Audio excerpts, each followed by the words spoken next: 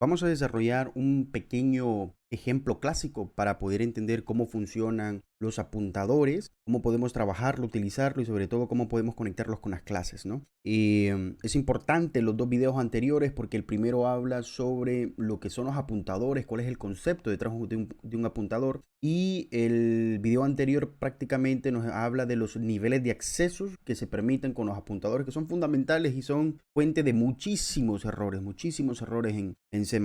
Así que bueno, el problema que vamos a trabajar hoy consiste en cómo barajar y repartir cartas de una baraja, ¿ok? Entonces, aquí tenemos ciertos dilemas porque pues no entendemos técnicamente qué es una baraja, qué es una carta, ¿no? Bueno, físicamente sí, sabemos que es un manojo de cartas que está constituido de 52 cartas que van desde el as hasta el rey y que está dividido por 4 colores o por 4 categorías que podemos llamar corazones, diamantes, bastos o espadas, ¿no? Así que eso sí lo sabemos en el mundo. Entonces, el problema es abstraer ese concepto, esa baraja y poderla llevar al mundo de la programación y posteriormente cómo podemos simular la idea de barajar una carta, ¿no? Entonces, aquí viene la idea. Principalmente vamos a modelar las cartas, o sea, el manojo de carta, como una matriz que está compuesta de 4 filas y 13 columnas. Cada una de las filas va a representar los 4 tipos diferentes de cartas y cada una de las columnas va a representar el valor de cada carta. Por ejemplo, en la columna 0 tenemos el as, en la columna 1, el 2, y así sucesivamente hasta llegar a la última columna, que es la columna 3, 12, ID 12, columna 13, con el valor del rey. Entonces, por ejemplo, si decimos cuál es la posición 1, 0, pues nosotros vamos a referenciar que estamos en el as de diamante. Pero, por ejemplo, si estamos en esta posición, vamos a saber que estamos en el 5 de bastos. Y esta posición de acá, pues nos representará el rey de espada. Entonces, de esa forma, nosotros vamos a simular la baraja. Entonces, bueno, ya tenemos como en cierta medida establecido el hecho de qué sería una baraja en términos de programación. Así que vamos a empezar con esa primer parte y posteriormente vamos a ir viendo o dislucidando cómo podemos realizar el proceso de barajar y posteriormente cómo podemos dislucidar el proceso de repetir. Veamos, entonces lo primero que vamos a necesitar, como no puede ser de otra forma, es crear un archivo que nos permita crear la clase baraja, ¿no? Entonces yo le voy a llamar aquí baraja.hpp, que sería básicamente el archivo de cabecera. Así que diré class baraja. Y bueno, vamos a tener dos cosas. Primero la parte pública y segundo la parte private, la parte privada. La parte private nosotros ya sabemos que lo que vamos a tener acá pues no es nada más ni nada menos que el mazo. Así que diríamos in mazo. ¿De cuántas filas? Habíamos dicho 4 filas y de cuántas columnas, pues de 13, ¿cierto? Entonces, ese sería el miembro de dato de la clase y tendríamos aquí la parte pública, ¿no? Desde luego tendríamos el constructor, baraja, y luego las dos funcionalidades que vamos a realizar en la baraja, ¿no? Primero sería void barajar y la otra que sería pues repartir, ¿no? Repartir. Listo, lo tenemos. Eso sería todo por acá. Vámonos ahora a crear el archivo baraja.cpp. Ya aquí en este archivo sí vamos a necesitar algunas utilidades y sobre todo vamos a necesitar definir los pasos o el algoritmo para implementar cada una de estas características. Entonces vamos a ir parte por parte. Primero vamos a incluir las librerías que vamos a necesitar. Numerar include eostream. De aquí vamos a utilizar el cout. Si llegamos a necesitar algo más, pues lo vamos a ir incorporando poco a poco. Vamos a necesitar cstdlib, que básicamente va a ser para los números aleatorios. Run using std run. Y desde luego, pues, la librería ctime. Eso sería todo por el momento. Y listo. Vamos a empezar entonces a incluir nuestro archivo de cabecera, baraja.hpp. Lo tenemos, sin ningún problema. Y listo. Una vez que lo tenemos, pues veamos. Lo primero que deberíamos de implementar es el constructor. ¿Qué básicamente queremos en el constructor? Bueno, inicializar nuestro mazo, ¿no? Entonces este mazo lo vamos a inicializar con un valor por defecto. Entonces, como es una matriz, podría ser simplemente con llenar los arreglos con un valor, ¿no? Perdón, las posiciones como un valor. Así que vamos a decir baraja, baraja, y definamos entonces qué es lo que va a hacer. Vamos a decir para cada fila, for in fila igual a 0, hasta que la fila sea menor que 4. Vamos a incrementar la fila. Y luego, para cada columna, for in columna, igual a 0. ¿Cuántas columnas tenemos? 13, sea menor que 13. Continuamos aumentando la columna en una unidad. Pues lo que vamos a hacer es decir, básicamente, mazo en la fila tal y en la columna tal va a ser igual a un valor por defecto, ¿no? En este caso el valor sería así de simple. Una vez que inicializamos la baraja con un valor 0 por defecto, pues vamos a iniciar nuestra semilla inicial, que sería, bueno, aquí le voy a poner time null. Recordemos que este es para inicializar nuestro semilla de números aleatorios. Perfecto, lo tenemos establecido. Nuestro constructor, lo único que estamos haciendo es inicializar cada baraja con un valor por defecto que es 0. Es decir que lo que tenemos aquí, básicamente cada una de estas posiciones tiene un valor de 0. ¿Okay? Ahora veamos algo más interesante. Vamos a implementar la función barajar. Entonces sabemos que es del tipo de dato void. Vamos a decir barajar. ¿Cómo lo vamos a implementar? El hecho de barajar precisamente es, vamos a decirlo de una forma, desordenar el mazo de cartas. Así de simple. Entonces, para comprender el proceso de barajar, pues tenemos que visualizar lo siguiente. Notemos que si tenemos 4 filas y 13 columnas, entonces en total tenemos 52 cartas. Entonces, con el constructor lo que hemos hecho es cada una de las posiciones las hemos inicializado en 0. ¿Ok? Entonces lo que podemos hacer nosotros para simular el proceso de barajar, para abstraer ese proceso, es, por ejemplo, asignarle un ID que va a representar el orden de salida de cada una de las cartas. Por ejemplo, vamos a suponer que en la posición 0, columna 9, está el 1, perdón. Entonces eso significa que la primera carta en salir va a ser el 10 de corazones. Y después, por ejemplo, el 2 está aquí, en la fila 1, columna 2. Quiere decir que el 3 de diamante va a ser el segundo en salir. Y por ejemplo el 3 puede ser que esté acá, en la fila 3, columna 5. Eso significa que el 6 de espada es el que va a salir. Entonces vean que si nosotros de manera aleatoria le asignamos un número del 1 al 13 a cada una de estas cajitas, pues ese valor va a representar el orden de salida de cada una de las cartas. Es decir, técnicamente la hemos barajado, ¿no? Porque barajar técnicamente es desordenar las cartas, ¿sí? Entonces, comprendiendo ese punto, ya el método barajar se vuelve un poco más fácil. ¿Cómo así? Vamos a ver. Primero que todo necesitaríamos entonces dos variables, una que me lleve la fila y la otra que me lleve la columna. Y voy a decir, bueno, para cada carta igual a 1, porque voy a empezar desde 1, siempre y cuando carta sea menor o igual a 52, voy a aumentar el valor de la carta en una unidad. En ese sentido, voy a empezar a generar de forma aleatoria un valor. Por ejemplo, voy a decir, tú, ¿sí?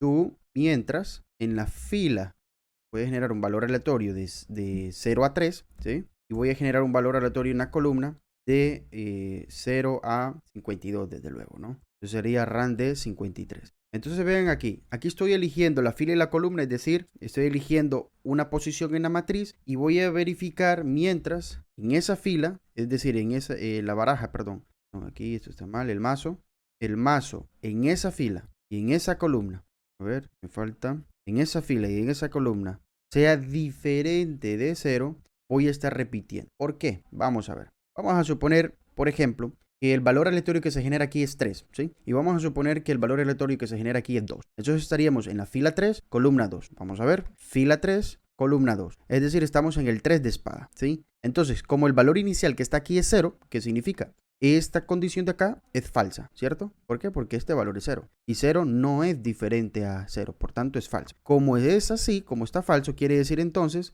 que sale del do while y lo que vamos a hacer es que el mazo en esa posición, en esa fila y en esa columna, va a tomar el valor de la carta número 1, que es el orden de salida, ¿no? Es decir, que básicamente, en el ejemplo que acabamos de hacer, el 3 de espada sería el primero en salir. Posteriormente, ¿qué sucede? Volvemos a repetir este for. Ahora carta vale 2. Y vamos a suponer en el caso extraordinario que aquí nuevamente se vuelve a generar el 3 y aquí nuevamente se vuelve a generar el 2, ¿sí? Entonces, ¿qué resulta? Que estamos hablando nuevamente de la misma posición, ¿no? Estamos hablando del 3 de espada, de este de acá.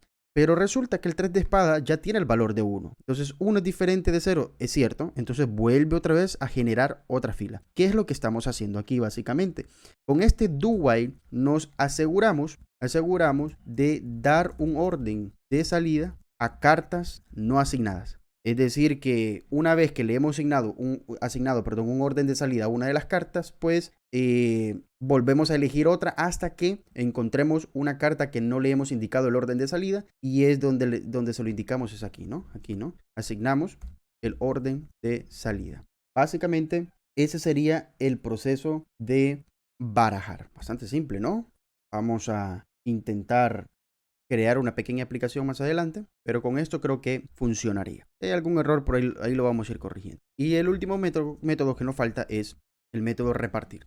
El método repartir ya es un poco diferente, porque básicamente a nivel de programación lo que nosotros tenemos acá, y esto es indiscutible, lo que tenemos no es nada más ni nada menos que una matriz con números. Pero al usuario nosotros tenemos que mostrarle el número, ¿verdad? Y el tipo de la carta, ¿sí? Entonces, es decir, si nos imaginamos una carta de baraja, una carta de naipe, le decimos nosotros acá, pues eso nos debe aparecer a nosotros la palabra as, 2, 3, 4, 5, es decir, el número propiamente hablando, y nos debe aparecer el tipo de cómo se llama, de categoría, ¿no? O palo que se le dice. Entonces, bueno, eso ya no sería tan difícil. ¿Por qué? Porque podríamos entonces crear una especie de arreglos, ¿sí? Arreglos que puedan tener esos palos y arreglos que puedan tener esas caras, estos palos. ¿Cómo así? ¿A qué me refiero? Vamos a ver. Aquí yo debería de tener como mínimo, por ejemplo, una variable del tipo char palo, y esta variable pues debería tener, por ejemplo, que sea de corazones, ¿no? Que me indique los palos, ¿no? Recordemos que esto es un arreglo, definitivamente. Definitivamente esto es un arreglo, que no hay ningún problema. Esto ya lo hemos utilizado muchas veces de programación básica, pero acá en los videos anteriores sabemos que eso es un apuntador nada más al primer elemento del string que estamos agregando. Es decir, que en lugar de hacer esto, ¿sí? Perfectamente podemos hacer esto, la notación de apuntador, porque es lo mismo. El arreglo básicamente es un apuntador al primer elemento de un string. En este caso, o mejor dicho, al primer elemento de cualquier cosa, ¿no? En este caso, un string. Entonces ahí lo tenemos. El problema es que no solamente tenemos un palo, tenemos 4, ¿no? Corazones, diamantes, bastos y espadas. Y aquí tenemos un apuntador a esto de acá. Entonces vean que lo que necesitamos nosotros en cierto sentido es crear, vamos a decirlo de cierta forma, un arreglo de apuntadores, ¿sí? Es decir, esto es un apuntador, pero yo quiero un arreglo de apuntadores. ¿Cómo así? Vamos a ver. Yo hago esto, yo estoy creando un arreglo. ¿De qué? De apuntadores. ¿Y a dónde van a apuntar estos arreglos? Muy simple, pues estos arreglos van a apuntar, el primero va a apuntar a corazones, el segundo va a apuntar a diamantes, el tercero va a apuntar a bastos y el último va a apuntar a espadas, básicamente. Entonces vean que aquí ya estamos utilizando los arreglos de apuntadores. ¿Qué es lo que estamos haciendo? Es básicamente lo que está aquí abajo, miren. Palo en la posición 0 tiene un apuntador y ese apuntador apunta a un arreglo de caracteres, que en este caso es corazones. Palo en la posición 1 tiene otro apuntador y ese apuntador apunta al primer elemento de la palabra diamantes. Palo en la posición 2 es otro apuntador, que apunta al primer elemento llamado bastos, y así sucesivamente, ¿no? Y por ejemplo, palo en la posición 3 es otro elemento, es otro apuntador que apunta a la palabra E de espada, ¿no? Entonces, básicamente eso estamos haciendo, si ustedes observan, es una especie de arreglos, ¿no? Porque este es un arreglo que apuntan a otro arreglo. Entonces podríamos preguntar, bueno, ¿y por qué mejor no hicimos una matriz? ¿Sí? Una matriz donde tuviéramos 4 filas y tantas columnas. Bueno, porque esto realmente no es una matriz. Aunque pareciera que fuera una matriz, no lo es. ¿Por qué? Porque una matriz tiene la misma cantidad de columnas, ¿sí? Y vean que acá esto no tiene la misma cantidad de columnas. Y eso es una diferencia fundamental y extremadamente importante. Si ustedes observan, por ejemplo, esta de acá tiene una cierta cantidad de columnas, pero la segunda tiene una cantidad de columnas más grande. Entonces esto no es un arreglo, esto no es una matriz, ¿sí? Es un arreglo de apuntadores. Entonces, como cada apuntador puede apuntar a cosas distintas, es decir, a string de cadenas distintas, entonces esto es una gran utilidad. Una vez entendido eso, pues listo, esto ya lo tenemos bastante claro. Pero hay algo importante.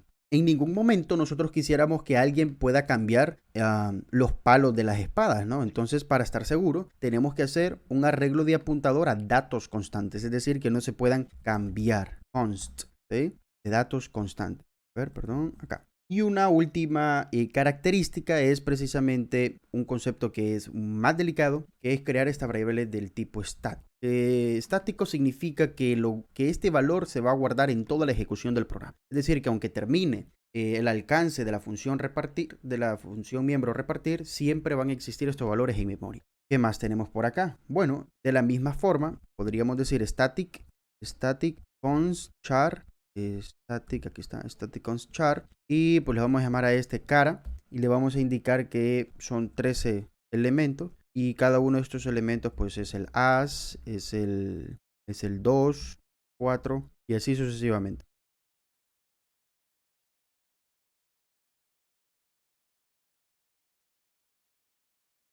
Perfecto. Una vez que lo tenemos hecho, podemos proseguir al momento de repartir las cartas. Entonces para ello tenemos que recorrer el mazo. Es decir, vamos a decir for in fila igual a 0, fila menor que 50, perdón, menor que 4. Vamos a incrementar la fila en una unidad y vamos a recorrer las columnas. For int columna igual a 0 siempre y cuando columna sea menor que 53. Vamos a incrementar la columna en una unidad. Una vez teniendo esto, tendríamos que, bueno, aquí tendríamos que decir, bueno, mazo, en la posición fila, en la posición columna, tendría que ser igual, y aquí tendríamos que pensar un poco, ¿no? Vean que aquí lo que estamos haciendo es recorriendo el mazo, ¿no? Entonces tenemos que buscar, por ejemplo, el ID de la carta, o sea, el número 1. Quiere decir que acá arriba debe de existir otro for, es decir, for, que es el que me va a indicar el orden de salida de las cartas, es decir, in carta igual a 1, ¿cierto? Vamos a decir carta menor o igual a 52 porque son 52 cartas y carta más. Entonces abro llave, voy a cerrar esta llave porque esta tiene que venir hasta acá. Y para darle un poquito más de formato, pues voy a meter este código, bueno, voy a separar esto. Voy a meter este código un poquito más, ¿sí? Entonces hoy sí, recorro el mazo y busco el ID de la carta, ¿sí? Entonces esto lo voy a hacer 52 veces, básicamente. Una vez que lo encuentre, pues yo voy a necesitar imprimirlo. Es decir, que vamos a decir, si esto es igual a carta, pues entonces, no, aquí, entonces vamos a hacer algo que sería pues que lo imprima, ¿no? Pues diríamos, quiero que me imprima, por ejemplo, el número que es decir, le voy a indicar acá, quiero que me imprima out, le voy a decir, quiero que me imprima, bueno, cara en la posición de la columna, es decir, el valor que es, ¿sí?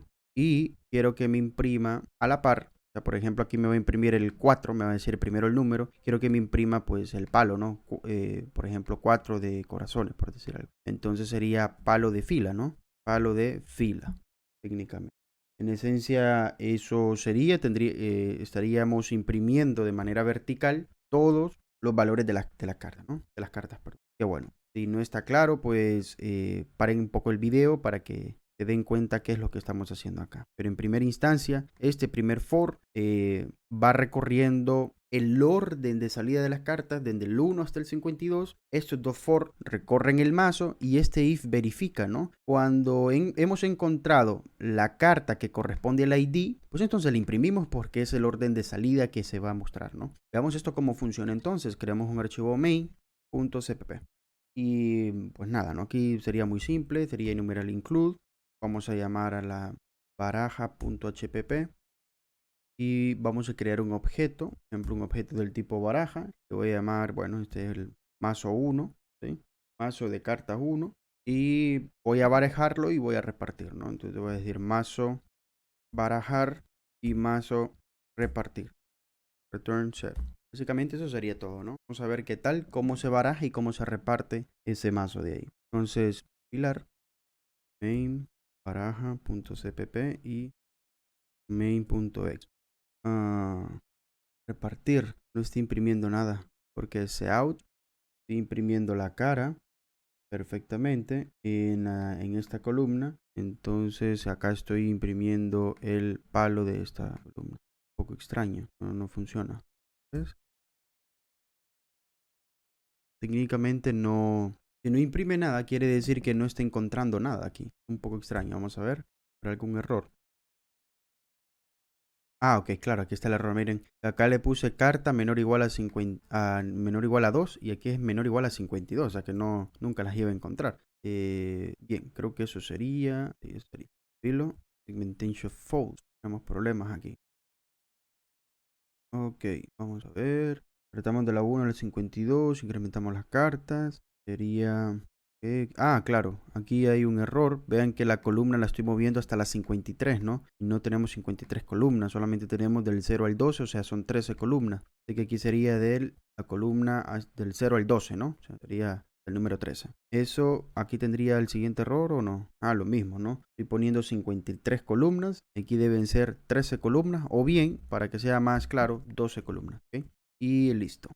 Compilo y ejecuto. Ahí está, ¿no? Bueno, aquí nos dice rey de diamantes, 5 de basto, 4 de espada. Está muy feo realmente cómo se está imprimiendo. Podríamos decir acá que hago un salto de línea. Perdón, no he iniciado así que no le he indicado de dónde viene. Viene de aquí, ¿no? Compilo y ejecuto. Y ahí está, ¿no? Sota de bastos fue la primera carta que aparece. 10 de bastos, 10 de corazones, 3 de corazones, 6 de diamantes, as de diamantes. Y ese sería el orden de la baraja, ¿no? Podríamos volver a ejecutar y el orden va a ser diferente. Es 2 de bastos, reina de bastos, etcétera. Si quisiéramos, podríamos darle formato a la salida, ¿sí? Para que nos quede un poco más bonito, para que quede más entendible y un poquito diferente, ¿no? Entonces, para ello yo voy a utilizar dos funciones de la librería, dos funciones extra de la librería EOString. Estas funciones, perdón, son la función left, que hace que imprimamos hacia la izquierda, y la función, pues, right, ¿sí? Y además voy a utilizar otra librería, numeral include, que es IOManip. Básicamente significa Input Output Manipulation, manip de manipulation, o sea, manipulación de entradas y salidas, es decir, vamos a darle formatos, ¿ok? Entonces desde aquí yo voy a utilizar una función using std que es setW, ¿sí? setW es una función que significa set de establecer, w de width, o sea, establecer ancho, para tener una separación uniforme en cada uno. Entonces, por ejemplo, acá, que es donde estamos imprimiendo, pues yo le voy a indicar de qué forma quiero que me imprima y le voy a indicar el ancho que quiero que haga, ¿no? Entonces, le voy a decir, bueno, quiero que CW, quiero establecer un ancho de unas 5 unidades, 5 píxeles, y además quiero que la cara sea hacia la derecha y quiero que, por ejemplo, imprima la cara, el espacio y ahora me voy a imprimir el palo, ¿no? Pero este palo lo voy a hacer con una separación, es decir, ya no voy a hacer con ese espacio tan feo, le voy a decir CW, por ejemplo, de 10 unidades también, ¿sí? Entonces va a aparecer separado, perdón, con espacio de 10 cada una. ¿Y qué más? Pues esto quiero que esos espacios los cuente a partir de la izquierda, ¿no? Es decir, left. Estamos bien acá y listo. Creo que esto sería todo. Vamos a ver, vamos a compilar, vamos a ejecutar. ¿Sí? Bueno, ahí ya se está viendo un poquito el formato, un poquito diferente. Vean que aquí todo me aparecía a la izquierda y ahora aquí ya me está apareciendo algunos espacios, ¿no? Claro, entonces lo que me hace falta aquí es jugar cada cuánto quiero que me haga ese espacio, ¿no? Entonces, muy simple. Voy a hacer es que a los números pares, lo voy a indicar acá para que se vea un poquito mejor. Voy a hacer esto y voy a indicarle acá. Para que se vea un poquito mejor, le voy a indicar que esto se haga, por ejemplo, cada... Ok, y esto sería. ¿Qué estamos haciendo acá? Aquí simplemente le estamos dando un espacio de 5 hacia la derecha que me imprima el valor de la cara, columna, es decir, me voy a imprimir el tipo, ¿ok? Luego, a la par, con una separación de 10 píxeles, tomado desde la izquierda, voy a imprimir el valor del palo, es decir, corazones, diamantes, etcétera, etcétera. Y esta parte de acá, estamos utilizando un operador que es como una especie de if, ¿no? Que es este operador de signo de interrogación, solamente que es en una línea. Pero ¿qué es lo que hace? Bueno, tenemos una condición. Si la condición es verdadera, ejecuta la primera instrucción y si es falsa, ejecuta la siguiente instrucción. Entonces lo que estamos haciendo es que para los valores de carta par, ¿sí? Para los valores de carta par, que haga un salto de línea. Y si el valor de carta no es par, que haga solamente un tab. Tab es básicamente un espacio en blanco. Entonces, técnicamente lo que estamos haciendo es repartiendo las cartas en dos columnas, si ustedes lo quieren visualizar de esa forma, pero realmente lo que estoy haciendo aquí es simulando que están jugando dos personas, ¿sí? Entonces, la primera carta va a estar al lado izquierdo, la segunda carta, como es par, ¿cierto? Como es par, vamos a ver, la primera carta se imprime. Como el valor de carta es 1, entonces esto es falso y se hace un tab. Es decir, la segunda carta se va a imprimir a la par de la primera. Es decir, se la estamos dando a la otra persona. Luego, como carta es 2, entonces esto es par y por tanto se imprime un salto de línea. Vamos a repartir ahora la segunda carta para la primera persona. ¿Sí? Entonces, básicamente es esa simulación la que estoy haciendo ahí, técnicamente. ¿Perdón? Ahí está, ¿no? Miren. Básicamente ahí está, ¿no? Por ejemplo, para la primera persona es el 9 de espadas, para el segundo el 8 de diamante, para el sota de bastos, 6 de diamantes, rey de diamantes, etc. Hice esta separación simplemente para que no me quedara así pegado, ¿no? O sea, básicamente para que no me quedara así de largo esto. Entonces, por eso fue que lo hice. Esto si quiero lo puedo poner acá si quiero, pero lo voy a dejar ahí. Aunque, para ser sincero, no me gusta el formato, ¿verdad? No me gusta porque está pegado. Entonces, vamos a ver. Aquí me dice CW, pues aquí le voy a poner la palabra D para separarlo con espacio, y ahí no. Creo que eso me lo va a separar un poco mejor. Ahí está, un poquito mejor. Está un poquito mejor. 10 de corazones, 6 de corazones, ahí está. Se ve un poco mejor. Se ve bastante mejor, de hecho. Y ahí lo tenemos. Entonces, si queremos, podríamos quitar este espacio para que me quede pegado hacia la izquierda, ¿no? Y ahí ya se ve justificado. ¿Sí? Ya se ve justificado. Se ve un poquito mejor, a mi criterio. El SSW lo que hacía era hacerle un espacio hacia la derecha a cada vez que estábamos imprimiendo, ¿no? Por ejemplo, cada vez que imprimíamos teníamos 5 unidades hacia la derecha. Por ejemplo, cuando imprimimos el palo, en este caso tiene 10 unidades hacia la derecha, tomado desde la izquierda, ¿verdad? Tomado desde acá. Este era tomado desde la derecha. Es más, este ya ni es necesario, lo podríamos quitar. Y ahí lo tenemos. Un poco mejor, ¿no? Pero vean que, bueno, esto no dice as de bastos, rey de corazones. Bueno, está bien. Pero si quisiéramos que, por ejemplo, todas las D empezaran desde un mismo lugar, yo podría decirle, bueno, quiero que esto tenga un espacio CW de 5, por ejemplo. Vamos a darle formato. Y pues sería. Es decir, para cada carácter que se imprime, cada espacio se dejan 5 unidades, 5 espacios. Vamos a ver, compilar y ejecutar. Ahí lo tenemos. Vean que aquí ya la D se ve un poco mejor, ¿no? 5 espacios en la mayoría. Claro, aquí hay cuántos caracteres, 2, 4, 5, 6, 7. Entonces en 8. Si yo quisiera que todo esto empezaran aquí en línea, a la par de este, más o menos tendrían que ser 8. Vamos a ver. 8, aunque se va a ver feo, obviamente, ¿no? Porque ahí está, ¿no? Miren, 8 unidades. Pero se ve feo, desde luego. Inclusive creo que se puede un poquito menos. 7, quizás. 6. Compilar y ejecutar. Bueno, creo que sí, con 6 creo que bastaba. 6, filo, ahí está, ¿no?